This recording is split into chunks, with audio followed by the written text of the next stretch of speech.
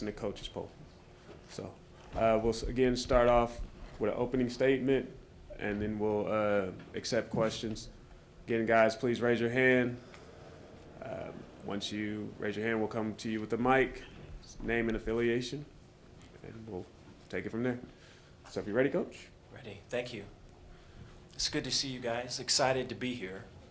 The summer has been really eventful. This whole year has been about change and embracing challenges and new directions and new ways, and so all of that's been exciting. A lot of recruiting has spilled into the July month. It's a little bit different than the previous years where a lot of it was kind of wrapped up and kind of put together in June, and so I think that still continues till now. And we're way close. I think coaches, we report on Wednesday.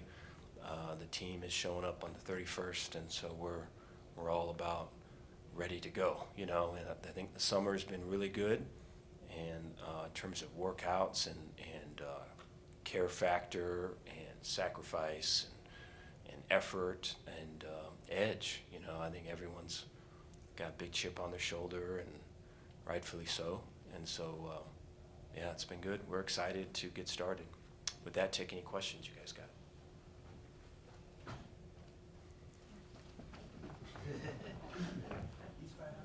Yes.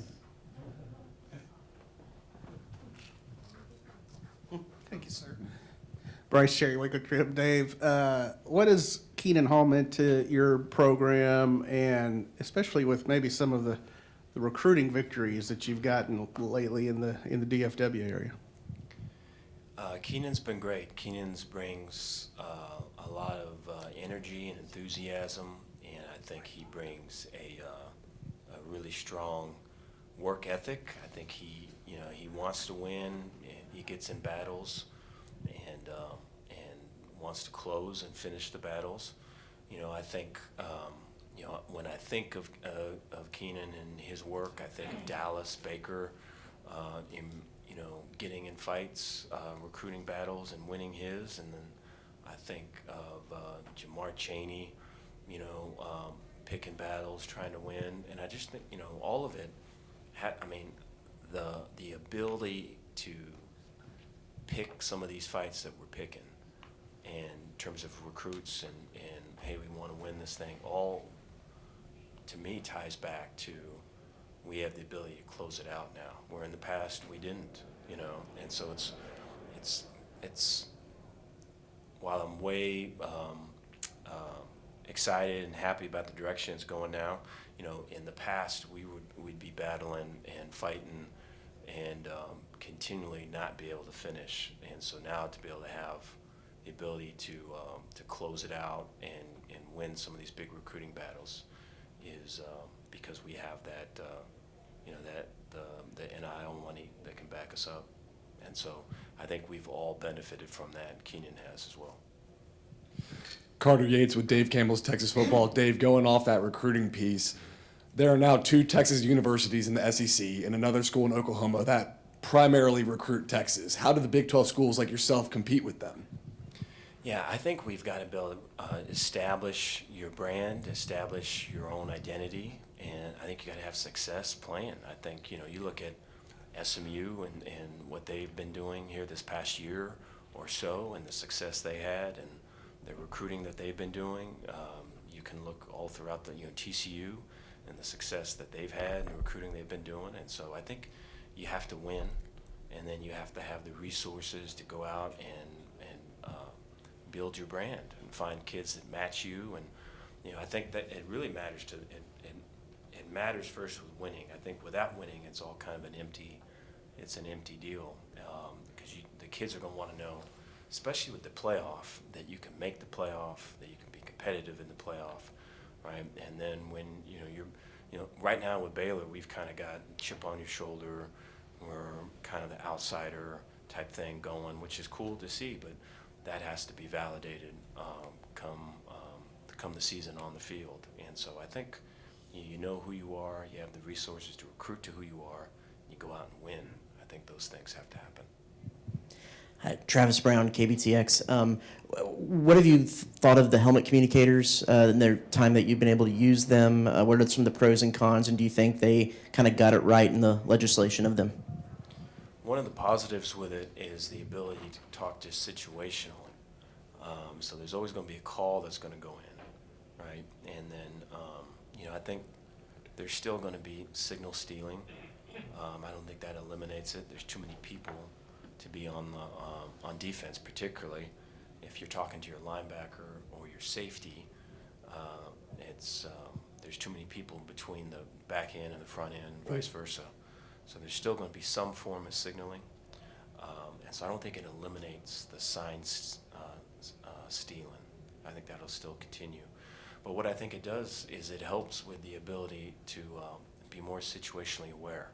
I think in the NFL there's always been probably a higher level of awareness with them in situationally than in college. And I think a lot of it relates to, hey, I can tell the guy, hey, we can't let this guy get out of bounds. Hey, we're in this mode. Hey, or if you're on offense, you're the quarterback. Hey, tell Richard, right, to when he gets the first down to go down. Whereas you didn't have the ability to say that. They maybe you had a sign that went up that could help get that through, or maybe there's a signal that you try to do. But now when you can tell the guy that's right in the middle of it, like, hey, this is the situation, I think it just heightens that awareness, and you can play that out better. So I think that's a positive. It'll be interesting to see people that will go fast to try to build a still talk, right? So go fast to get lined up, right? To see looks, to get into this and get into that. I can see the offense doing that, and the defense countering, and then seeing how much time is left. And so I think there'll be a bit of a feeling out period at the start of all of it, and then I think there'll be a kind of a mundane, kind of typical thing after that. But those first couple weeks will be interesting. Greg Riddle, the Dallas Morning News. Texas is one of 13 states that still doesn't have NIL at the high school level. What do you feel like the biggest benefits of NIL been at the college level, and do you think it has a place in Texas high school athletics? NIL in the college level has benefited for some. There's families that have just, how are we going to make this payment? How are we going to keep the air conditioning on? How are we going to make it to next month? I think there's been that in college, where some of it's been life-changing for them. The downside of NIL, and one of the for me, the biggest issue with for me with not embracing NIL early had nothing to do with the players getting money, but it was with the coaches having the power and having the ego games that go with I bought and sold this person, and just the transactional nature of all of it. And so it's very where football used to be. Hey, I'm seeing this person, I'm developing him through trials, tribulations. I'm helping him handle, how to handle success, and just all of it. Now it becomes, if it don't work out, then I can get someone else for cheaper that can do it better, and I'm moving you on, right? And then it becomes, the money becomes the bottom line. And so there's a lot, I think, that's the world that we live in, and for, outside of football, and it's for sure in football now.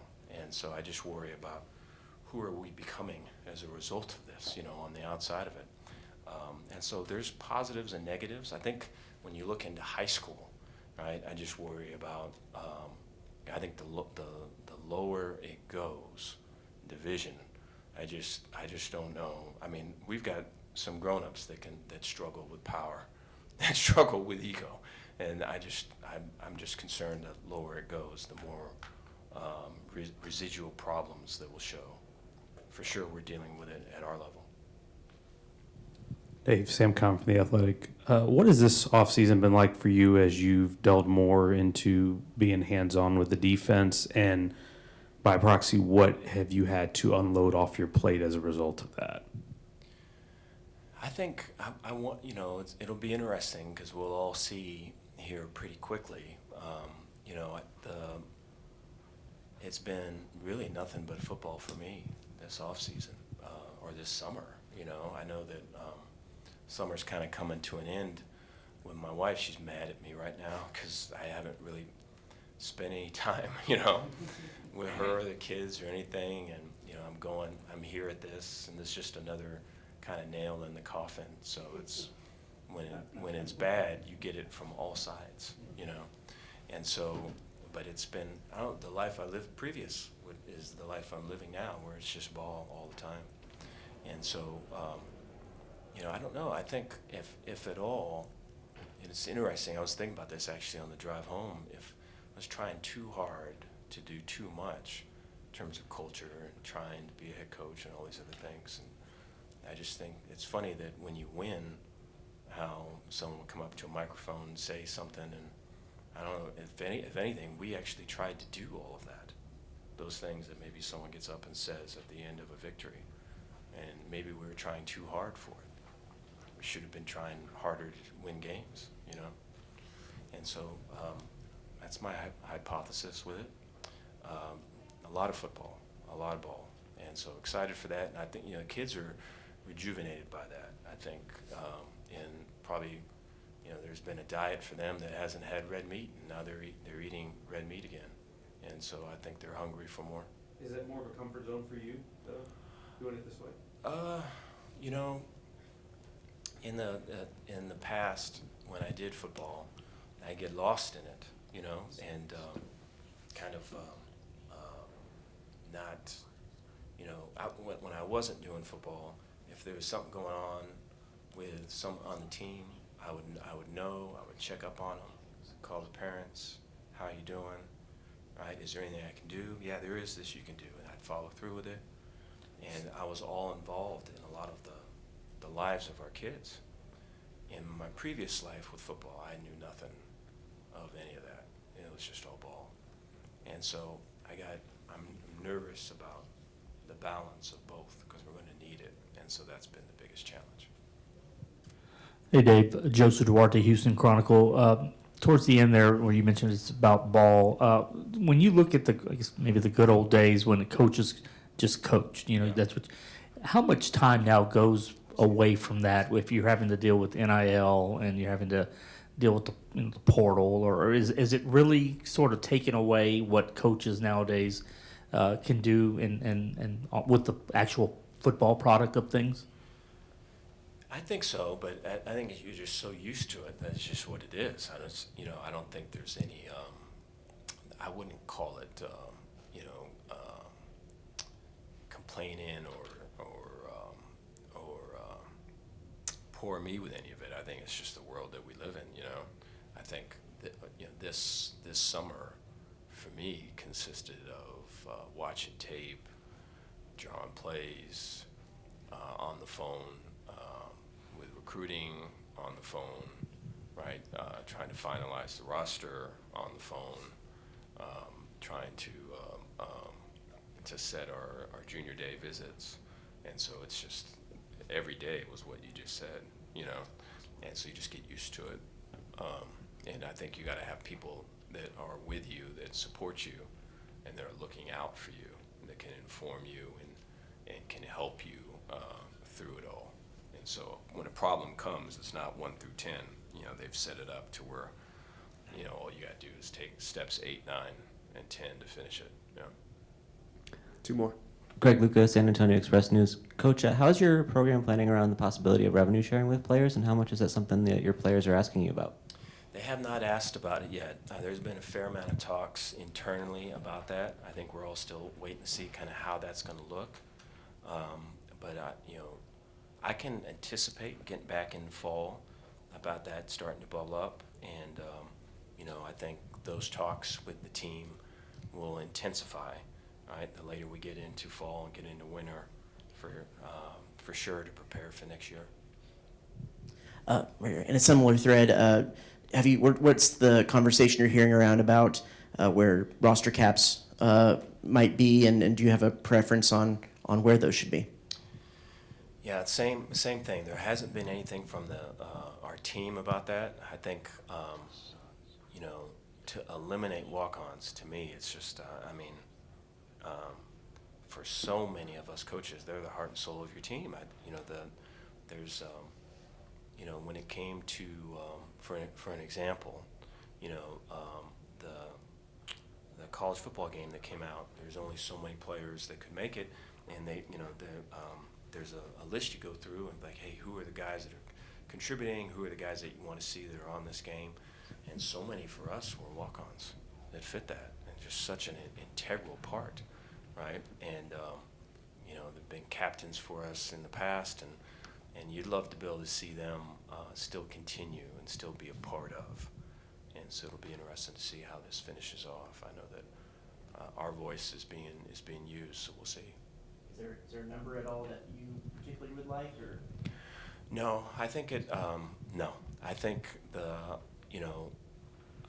for a lot of the guys that I've talked to, coaches, it's if the numbers are small, right? If the numbers are limited to say 85 or something like that, then that's just the beginning of a whole other thing of spring ball looking different, less contact, more OTA type practices, just the whole thing. And so it's kind of the feeling of if this is what it is, then we should probably embrace it, because it looks like this is what it is. So I think everyone's trying to feel that out right now.